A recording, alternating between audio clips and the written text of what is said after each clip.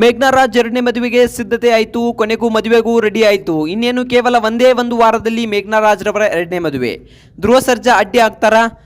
ಧ್ರುವ ಸರ್ಜಾ ಅವರು ಅಡ್ಡಿ ಆಗ್ತಾರೆ ಅಂತಕ್ಕಂಥ ಸುದ್ದಿಗಳು ಕೆಲವೊಂದಿಷ್ಟು ಮಾಹಿತಿಗಳ ಮೂಲಕ ತಿಳಿದು ಬರ್ತಾ ಇವೆ. ಈ ಒಂದು ಮದುವೆಗೆ ಧ್ರುವ ಸರ್ಜಾ ಅವರಿಗೆ ಇಷ್ಟವಿಲ್ವಂತೆ. ಅಷ್ಟಕ್ಕೂ ಗಂಡು ಆದರೂ ಯಾರು, ಇದೆಲ್ಲದರ ಬಗ್ಗೆ ಸಂಪೂರ್ಣವಾದ ಮಾಹಿತಿನ ಈ ಒಂದು ವಿಡಿಯೋದಲ್ಲಿ ನಾನು ನಿಮಗೆ ತಿಳಿಸ್ತೀನಿ. ಅಷ್ಟಕ್ಕೂ ಗಂಡು ಏನಾದರೂ ಒಪ್ಕೊಂಡ್ರ, ಅವ್ರದ್ದೇನಾದರೂ ಮೊದಲನೇ ಮದುವೆನಾ, ಅವ್ರದ್ದು ಎರಡನೇ ಮದುವೆನಾ, ಇದೆಲ್ಲದರ ಬಗ್ಗೆ ಸಂಪೂರ್ಣವಾದ ಮಾಹಿತಿನ ಈ ಒಂದು ವಿಡಿಯೋದಲ್ಲಿ ನಾನು ನಿಮಗೆ ತಿಳಿಸ್ತೀನಿ. ಅದಕ್ಕೂ ಮೊದಲು ನೀವು ನಮ್ಮ ಚಾನಲ್ಗೆ ಹೊಸಬರಾಗಿದ್ದರೆ, ನೀವೇನು ನಮ್ಮ ಚಾನಲ್ನ ಸಬ್ಸ್ಕ್ರೈಬ್ ಮಾಡಿಲ್ಲ ಅಂದರೆ ಈ ಕೂಡಲೇ ಸಬ್ಸ್ಕ್ರೈಬ್ ಮಾಡಿ. ಹಾಗೆ ಪಕ್ಕದಲ್ಲಿರೋ ಬೆಲ್ ಐಕಾನ್ನ ಪ್ರೆಸ್ ಮಾಡೋದ್ರ ಮೂಲಕ ನಮಗೆ ಸಪೋರ್ಟ್ ಮಾಡಿ. ಹಾಗಿದ್ರೆ ಬನ್ನಿ ಸ್ನೇಹಿತರೆ, ತಡ ಯಾಕೆ ಮಾಡೋದು, ವಿಡಿಯೋನ ಸ್ಟಾರ್ಟ್ ಮಾಡೋಣ. ಮೊದಲನೇದಾಗಿ ಹೇಳಬೇಕಪ್ಪ ಅಂತಂದರೆ ಮೇಘ್ನಾರಾಜ್ ರವರು ಒಂದು ಒಳ್ಳೆಯ ಅದ್ಭುತವಾದ ಕನ್ನಡ ನಟಿ ಅಂತಕ್ಕಂಥದ್ದನ್ನು ನಾವು ಇಲ್ಲಿ ಹೇಳ್ಬೋದು. ತುಂಬಾ ಒಂದು ಹಲವಾರು ಮೂವಿಗಳಲ್ಲಿ ತುಂಬ ಪ್ರಮುಖ ಪಾತ್ರವನ್ನು ವಹಿಸಿದ್ದಾರೆ. ಉದಾಹರಣೆಗೆ ರಾಜಾಹುಲಿ ಆಗಿರ್ಬೋದು, ಹಲವಾರು ಒಂದು ಮೂವಿಗಳಲ್ಲಿ ತುಂಬ ಒಂದು ಪ್ರಮುಖ ಪಾತ್ರವನ್ನು ವಹಿಸಿದ್ದಾರೆ. ಇನ್ನು ಚಿರಂಜೀವಿ ಸರ್ಜಾ ಅವರ ಬಗ್ಗೆ ಮಾತನಾಡಬೇಕಪ್ಪ ಅಂತಂದರೆ ಅವರು ಕೂಡ ಒಂದು ಕನ್ನಡ ಒಳ್ಳೆಯ ನಟ ಅಂತಕ್ಕಂಥದ್ದನ್ನು ನಾವು ಇಲ್ಲಿ ಹೇಳ್ಬೋದು. ಇವರಿಬ್ಬರು ಒಂದು ಪ್ರೀತಿಸಿ ಬಿಟ್ಟು ಮದುವೆಯನ್ನು ಆಗ್ತಾರೆ. ಇಬ್ಬರು ಕೂಡ ತುಂಬ ಚೆನ್ನಾಗಿ ದಾಂಪತ್ಯ ಜೀವನಕ್ಕೆ ಕಾಲಿಡ್ತಾರೆ. ಒಂದು ಅಭಿಮಾನಿಗಳ ಆಸೆಯಂತೆ ಒಂದು ಹಿಂದೂ ಸಂಪ್ರದಾಯದ ಪ್ರಕಾರ ಕೂಡ ಮದುವೆಯನ್ನು ಆಗ್ತಾರೆ. ಹಾಗೆ ಒಂದು ಮೇಘ್ನಾರಾಜ್ ರವರ ಕ್ರಿಶ್ಚಿಯನ್ ಸಂಪ್ರದಾಯದ ಪ್ರಕಾರ ಮದುವೆಯನ್ನು ಕೂಡ ಆಗ್ತಾರೆ. ಇಬ್ಬರು ಕೂಡ ಒಂದು ಜೀವನಕ್ಕೆ ಕಾಲಿಡದಂತೆ ತುಂಬಾ ಒಂದು ಚೆನ್ನಾಗಿ ಅನ್ಯೋನ್ಯವಾಗಿ ಜೀವನವನ್ನು ನಡೆಸ್ತಿರ್ತಾರೆ.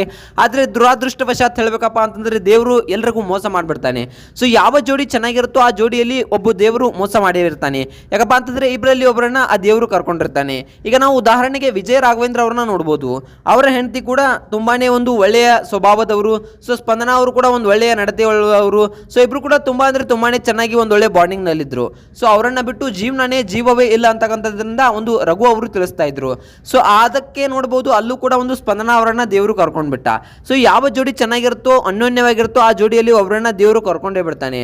ಈ ರೀತಿಯಾದ ಘಟನೆಗಳು ನಮ್ಮಲ್ಲಿ ನಡೀತಾ ಇವೆ.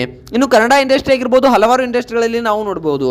ಯಾವ ರೀತಿ ಆಗ್ಬಿಡತ್ತೆಪ್ಪ ಅಂತಂದ್ರೆ ಮದುವೆ ಆಗಿ ಕೆಲವೊಂದಿಷ್ಟು ದಿನಗಳ ಕಾಲ ಜೊತೆಯಲ್ಲಿರ್ತಾರೆ. ಆಮೇಲೆ ಕೆಲವೊಂದಿಷ್ಟು ದಿನಗಳ ಕಾಲ ಆದ್ಮೇಲೆ ಒಂದು ಡಿವೋರ್ಸ್ ಅಂತಕ್ಕಂಥ ಒಂದು ಮ್ಯಾಟ್ರನ್ನ ತೆಗಿತಾರೆ. ಅಂತಹ ಜೋಡಿಗಳಿಗೆ ಏನೂ ಆಗೋದಿಲ್ಲ. ಇಂತಹ ಒಂದು ಪ್ರೀತಿಸಿ ಬಿಟ್ಟು ಮದುವೆ ಆಗಿರ್ತಾರೆ. ಅನ್ಯೋನ್ಯವಾಗಿ ಜೀವನವನ್ನು ನಡೆಸ್ತಿರ್ತಾರೆ. ತಮ್ಮ ಜೀವನವನ್ನು ತುಂಬಾ ಚೆನ್ನಾಗಿ ಮುಂದುವರ್ಸ್ಕೊಂಡು ಹೋಗ್ತಿರ್ತಾರೆ. ಅಂಥವರಿಗೆ ಜೀವನದಲ್ಲಿ ತುಂಬಾ ಕಷ್ಟಗಳು ಬರ್ತವೆ. ಅಂಥವರಲ್ಲಿ ಒಬ್ಬರನ್ನ ದೇವರು ಕಿತ್ಕೊಂಡು ಬಿಡ್ತಾನೆ. ಆ ದೇವರಿಗೂ ಇಷ್ಟ ಇಲ್ವೇನೋ ಇವರಿಬ್ರು ಜೋಡಿ ಇರೋದು ಅಂತಕ್ಕಂಥದ್ದು ಅನ್ನೋ ರೀತಿ ದೇವರು ಕೂಡ ಕಿತ್ಕೊಂಡು ಬಿಡ್ತಾನೆ.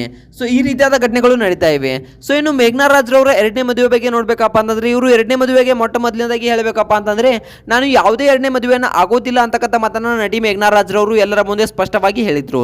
ಮಾಧ್ಯಮಗಳ ಮುಂದೆ ಆಗಿರ್ಬೋದು, ಹಲವಾರು ಒಂದು ಸೋಷಿಯಲ್ ಮೀಡಿಯಾಗಳಲ್ಲಾಗಿರ್ಬೋದು, ಇಲ್ಲ ನಾನು ಯಾವುದೇ ಎರಡನೇ ಮದುವೆಯನ್ನು ಆಗೋದಿಲ್ಲ ಅಂತಕ್ಕಂಥ ಮಾತನ್ನು ಚಿರಂಜೀವಿ ಸರ್ಜಾ ಅವರು ಒಂದು ಮರಣ ಹೊಂದಿದಾಗ ಈ ರೀತಿಯಾದ ಮಾತನ್ನು ಒಂದು ನಟಿ ಮೇಘ್ನಾರಾಜ್ ರವರು ಹೇಳಿದ್ರು. ಯಾಕೆ ಚೇಂಜ್ ಆದ್ರು, ಏನಾಯ್ತು? ಇದ್ದಕ್ಕಿದ್ದಾಗೆ ಮದುವೆ ಆಗೋಲ್ಲ ಅನ್ನಂಥವ್ರು ಮದುವೆಗೆ ಹೇಗೆ ಒಪ್ಕೊಂಡ್ರು ಅಂತಕ್ಕಂಥ ನೋಡೋದಾದ್ರೆ, ನಟಿ ಮೇಘ್ನಾರಾಜ್ ರವರೇ ಸ್ವತಃ ಒಂದು ಬ್ರಾಡ್ಕಾಸ್ಟ್ ಚಾನಲ್ನಲ್ಲಿ ಹೇಳಿದ್ದಾರೆ, ಇಲ್ಲ ನಾನು ಯಾವುದೇ ಎರಡನೇ ಮದುವೆನ ಆಗೋದರಲ್ಲಿ ಒಂದು ವಿಚಾರದಲ್ಲಿ ನನ್ನ ತಲೆಯಲ್ಲಿ ಇರಲಿಲ್ಲ. ಎರಡನೇ ಮದುವೆ ಆಗುವ ಯಾವುದೇ ವಿಚಾರ ಒಂದು ತಲೆ ಇರಲಿಲ್ಲ. ನಾನು ಎರಡನೇ ಮದುವೆನ ಕೂಡ ಆಗ್ತಿರ್ಲಿಲ್ಲ. ನಮ್ಮ ತಂದೆ ತಾಯಿಯವರು ನನಗೆ ಮೊದಲನೇದಾಗಿ ತುಂಬಾ ಫೋರ್ಸ್ ಮಾಡಿದ್ರು. ನಾನು ಕೂಡ ಕೂತು ಯೋಚನೆ ಮಾಡಿದೆ. ಯಾಕಪ್ಪ ಅಂತಂದರೆ ನನ್ನ ಮಗನೂ ಕೂಡ ಒಬ್ಬಂಟಿ ಆಗ್ಬಿಡ್ತಾನೆ. ಯಾಕಪ್ಪ ಅಂತಂದರೆ ನನ್ನ ಮಗನೂ ಕೂಡ ಇನ್ನೂ ಚಿಕ್ಕ ವಯಸ್ಸು, ಅವನು ಕೂಡ ಚಿಕ್ಕ ವಯಸ್ಸು. ತಂದೆ ಇಲ್ಲದೆ ಬೆಳೆಯೋದು ಅಂದರೆ ಅದು ಅಷ್ಟು ಸುಲಭದ ಮಾತಲ್ಲ. ಯಾಕಪ್ಪ ಅಂತಂದರೆ ತಂದೆ ಅಂತಕ್ಕಂಥದ್ರು ಒಬ್ಬ ಜೀವನಕ್ಕೆ ಬೇಕೇ ಬೇಕು. ಅವನು ಇನ್ನೂ ಚಿಕ್ಕ ಹುಡುಗ. ಅವನ ಪರವಾಗಿ ಆದರೂ ಅವನ ಸಲುವಾಗಿ ಆದರೂ ನಾನು ಮದುವೆಯನ್ನು ಆಗಬೇಕು ಅಂತಕ್ಕಂಥದ್ದು ನನ್ನ ತಲೆಯಲ್ಲಿ ಯೋಚನೆ ಬಂತು. ನಾನು ಕೂಡ ಕೂತು ಯೋಚನೆ ಮಾಡಿದೆ. ಎರಡನೇ ಮದುವೆ ಆಗೋದ್ರಲ್ಲಿ ಯಾವುದೇ ತಪ್ಪಿಲ್ಲ ಅಂತಕ್ಕಂಥ ನಿರ್ಧಾರ ನನಗೂ ಕೂಡ ಹೊಳೆಯಿತು. ಆದ್ದರಿಂದ ನಾನು ಎರಡನೇ ಮದುವೆಯನ್ನು ಆಗ್ತೀನಿ, ಆದಷ್ಟು ಬೇಗ ನಮ್ಮ ತಂದೆ ತಾಯಿಯವರು ಕೂಡ ಗಂಡನ ನೋಡ್ತಿದ್ದಾರೆ ಅಂತಕ್ಕಂಥ ಮಾತನ್ನ ಒಂದು ನಟಿ ಮೇಘ್ನಾರಾಜ್ ರವರು ಒಂದು ಮಾಧ್ಯಮದ ಮುಂದೆ ಬ್ರಾಡ್ಕಾಸ್ಟ್ ಚಾನಲ್ ನಲ್ಲಿ ಹೇಳಿದ್ದಾರೆ. ಅದಾದ ನಂತರ ಇನ್ನು ಮದುವೆ ಫಿಕ್ಸ್ ಆಗಿದೆ. ಯಾವಾಗ ಗಂಡು ಯಾರು ಅಂತಕ್ಕಂಥ ನೋಡೋದಾದ್ರೆ, ಗಂಡು ಯಾರು ಅಂತಕ್ಕಂಥದ್ದು ಇನ್ನೂ ಕೂಡ ಪಬ್ಲಿಕ್ ಮಾಡಿಲ್ಲ, ವೈರಲ್ ಮಾಡಿಲ್ಲ. ಮದುವೆ ಗಂಡನ್ನು ನೋಡಿದ್ದಾರೆ ಅಂತಕ್ಕಂಥ ಒಂದು ಸುದ್ದಿಗಳು ತುಂಬಾನೇ ತಿಳಿದು ಬರ್ತಾ ಇವೆ. ಮದುವೆ ಕೂಡ ಆದಷ್ಟು ಬೇಗ ಮಾಡ್ತಾರೆ ಅಂತಕ್ಕಂಥದ್ದು ಕೂಡ ಒಂದು ಗುಟ್ಟಾಗಿ ಮದುವೆ ಮಾಡೋ ವಿಚಾರದಲ್ಲಿದ್ದಾರೆ ಅಂತಕ್ಕಂಥ ಮಾಹಿತಿಗಳು ತಿಳಿದು ಬರ್ತಾ ಇವೆ. ಅಷ್ಟಕ್ಕೂ ಮದುವೆ ಗಂಡು ಯಾರು ಅಂತಕ್ಕಂಥದ್ದನ್ನ ಕಾದು ನೋಡಬೇಕಾಗಿದೆ. ಮದುವೆ ಗಂಡು ಯಾರು ಅಂತಕ್ಕಂಥದ್ದನ್ನ ತಿಳಿದ ತಕ್ಷಣ ನಾನು ನಿಮಗೆ ಅಪ್ಡೇಟ್ ಅನ್ನ ಕೊಡ್ತೀನಿ. ಅದಕ್ಕಾಗಿ ನೀವು ಈ ಯೂಟ್ಯೂಬ್ ಚಾನಲ್ನ ಒಂದು ಸಬ್ಸ್ಕ್ರೈಬ್ ಮಾಡಿ. ಹಾಗೆ ನಟಿ ಮೇಘ್ನಾರಾಜ್ ರವರು ಎರಡನೇ ಮದುವೆಯನ್ನ ಆಗಬೇಕು ಅಥವಾ ಆಗಬಾರ್ದು ಅಂತಕ್ಕಂಥದ್ದನ್ನ ಕಮೆಂಟ್ ಮಾಡಿ.